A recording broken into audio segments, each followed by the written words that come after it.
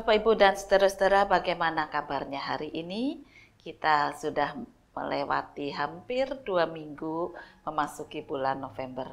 Dan hujan juga sudah banyak turun, tetapi jangan sampai kita menjadi sakit karena udara yang sedang mengalami peralihan ini.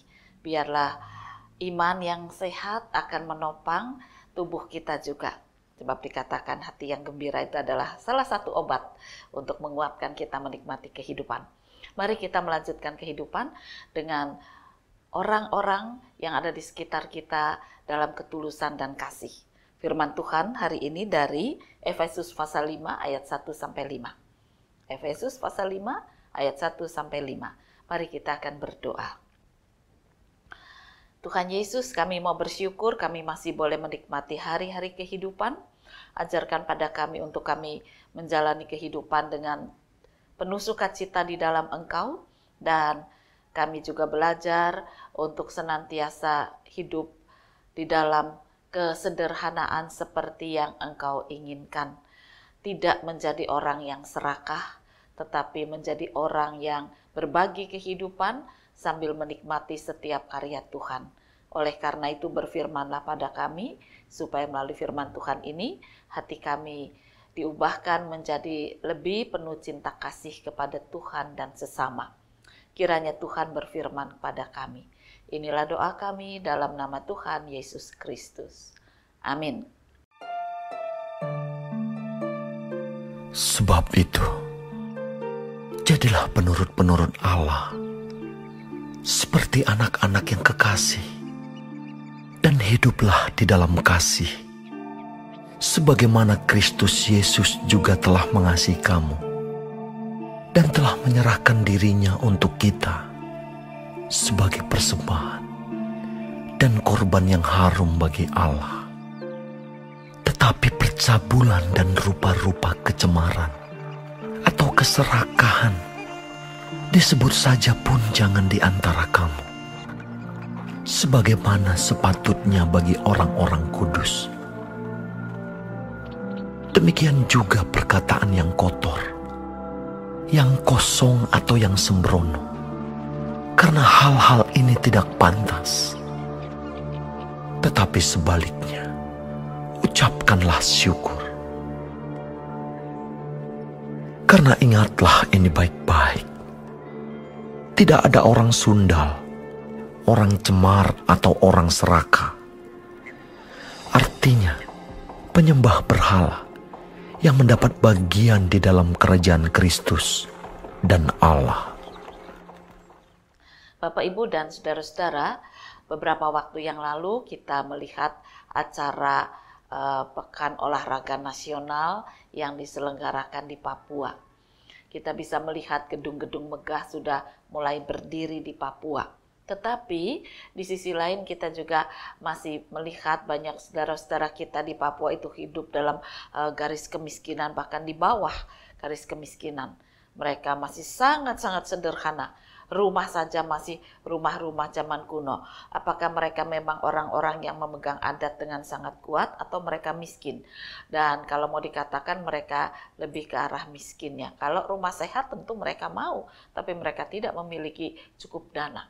Nah, padahal kita tahu bahwa Papua itu adalah salah satu pulau terkaya di Indonesia.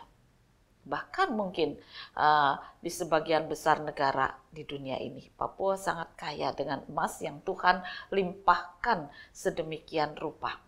Tetapi mengapa ada penduduk-penduduk asli yang hidupnya sangat-sangat miskin? Nah, ini terjadi tentu karena keserakahan. Nah, ini baru satu contoh kecil, saudara.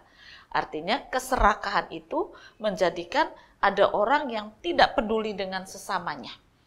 Nggak mau tahu apakah sesamanya itu pemiliknya atau bukan, tetapi aku yang berkuasa dan aku ingin menikmati. Dan ini yang dikatakan keserakahan, karena dia ingin menikmati dalam berlebihan, bahkan ingin menguasai semuanya. Ya, jadi ingin menyingkirkan orang lain. Nah, keserakahan itu bisa menyebabkan seseorang itu menyingkirkan orang lain, tidak mempedulikan orang lain. Bahkan membunuh orang lain pun bisa. akibat keserakahannya. Dia ingin menyingkirkan orang lain supaya dia bisa memiliki sendiri apa yang dia inginkan. Menyiksa orang lain bisa. Jadi tidak langsung dibunuh tetapi disiksa. Disiksa dalam arti ya seperti ini. Ada bangunan-bangunan yang bukan saja dikatakan sederhana tapi sangat mewah dan megah, cuma banyak orang tidak bisa memiliki dan menikmatinya. Banyak orang yang masih hidup dalam rumah-rumah sangat sederhana. Nah, itu dikatakan bahwa keserakahan itu mengakibatkan permusuhan. Orang yang ditindas, orang yang tidak mendapatkan apa-apa, tentu marah, kecewa. Dan akibatnya dia ingin membalas. Dan pembalasan itu bisa saja terjadi dalam bentuk-bentuk yang mengejutkan, ya. Jadi artinya bisa terjadi pembunuhan, bisa terjadi pencelakaan, pencederaan dan sebagainya. Nah, oleh karena itulah kita sekarang mau belajar bagaimana firman Tuhan mengajarkan pada kita supaya kita tidak menjadi orang yang serakah. Ya.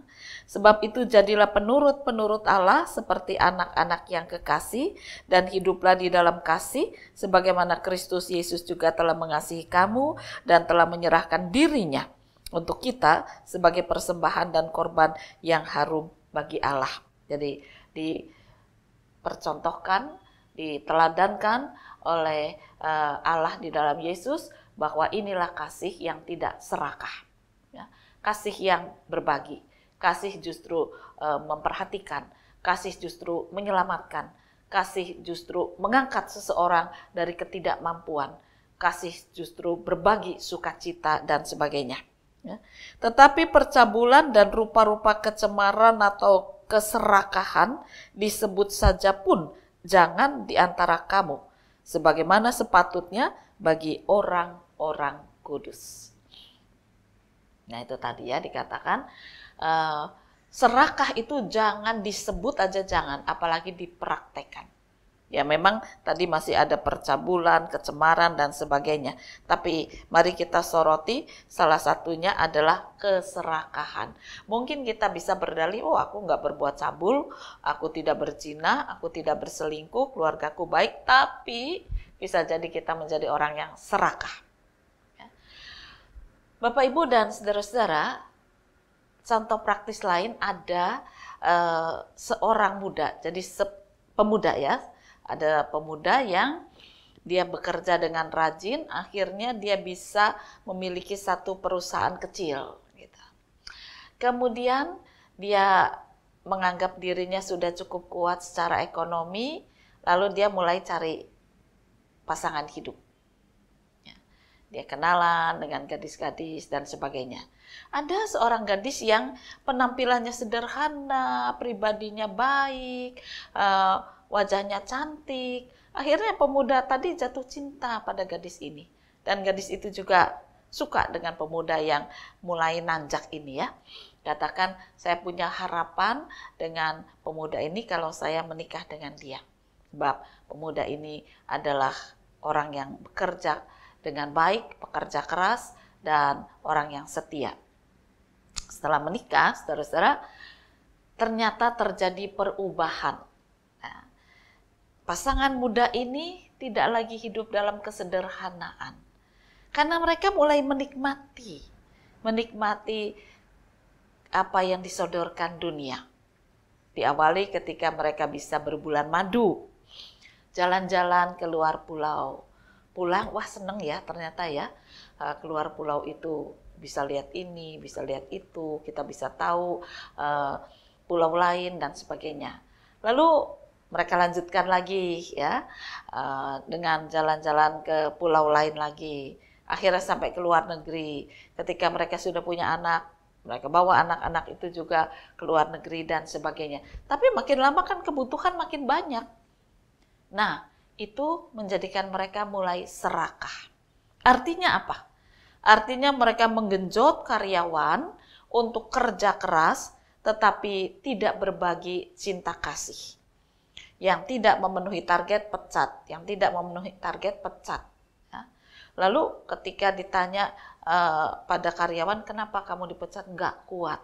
Targetnya terlalu tinggi, pendapatan kami tekan sedemikian rupa. Lalu kamu bisa memenuhi target. Biasanya kalau memenuhi target ada bonus, boro-boro bonus gitu ya. Mereka sekarang menjadi orang yang pelit sekali, serakah sekali. Mereka ingin menumpuk kekayaan berlimpah-limpah supaya mereka bisa menikmati kesenangan-kesenangan yang baru itu. Yang sedang mereka betul-betul nikmati tanpa memikirkan kehidupan orang lain. Bahkan terhadap keluarganya sendiri pun mereka menjadi orang yang serakah. Ya. Karena apa? Karena ketika orang tuanya mengatakan bahwa rumah besar mereka itu akan dijual lalu dibagi waris gitu. Keluarga ini langsung mengatakan, ya aku harus dapat bagian terbesar. Kenapa? Karena selama ini yang memberikan makan, memberikan kehidupan kepada orang tua dan adik-adik aku. Jadi bayar. Waduh, serakah sekali orang ini ya. Bapaknya nggak jadi jual rumah. Bilang gini, sudah nanti sajalah jualnya pelan-pelan. Kalau pikiranmu sudah berubah, kalau kamu tidak lagi menjadi orang serakah, nah kapan itu bisa terjadi? Tapi secara diam-diam, kemudian sang ayah dan ibu itu membuat surat wasiat ahli waris ya, supaya nanti pada saatnya kalau tiba-tiba mereka meninggal itu bisa dibagi dengan adil. Nah, keluarga yang mulai serakah ini tega tadi ya, menyingkirkan orang lain yang tidak sependapat dengan dia. Ketika ada karyawan berkata, "Bu, gaji kami dinaikkan, kamu nggak mau? Silakan keluar." Waduh, sadis banget ya.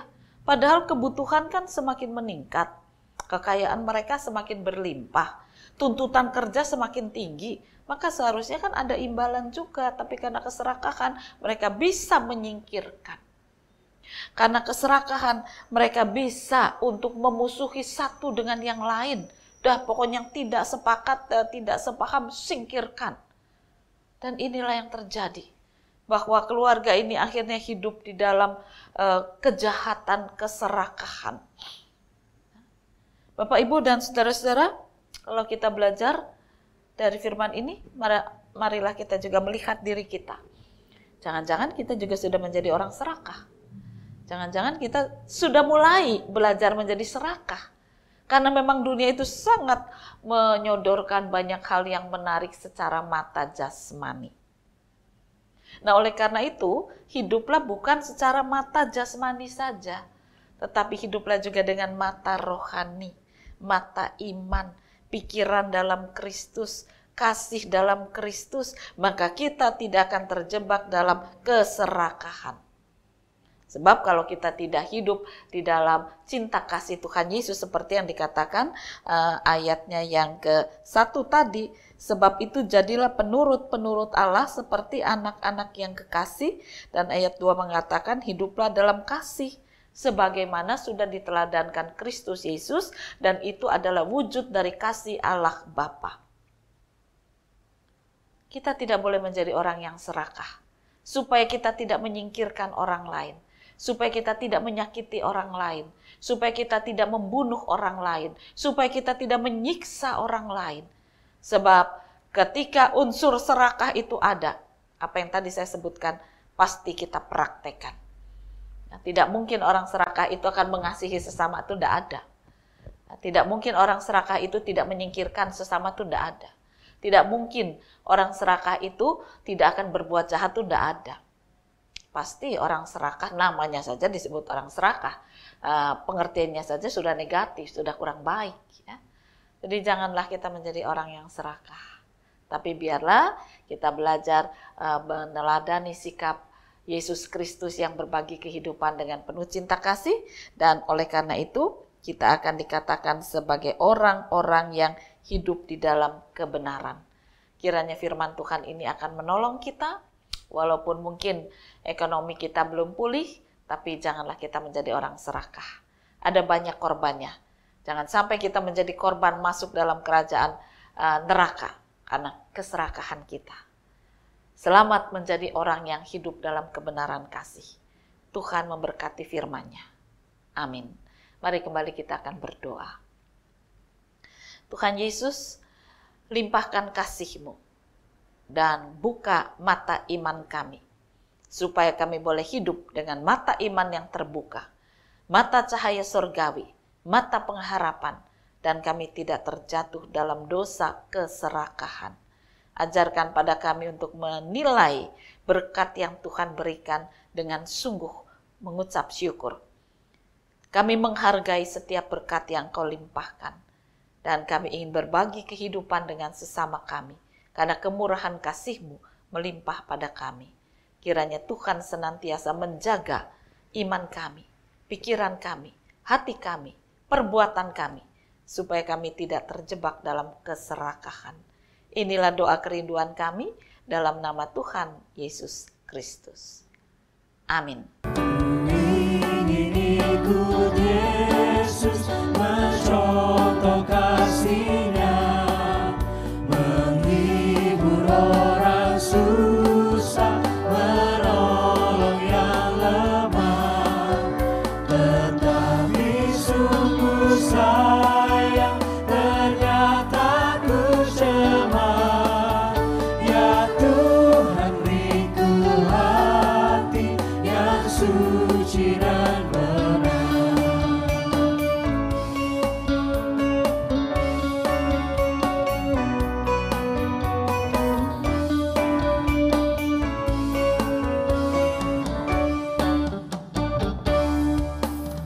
Ya sungguh juru selamat, cemalah hatiku.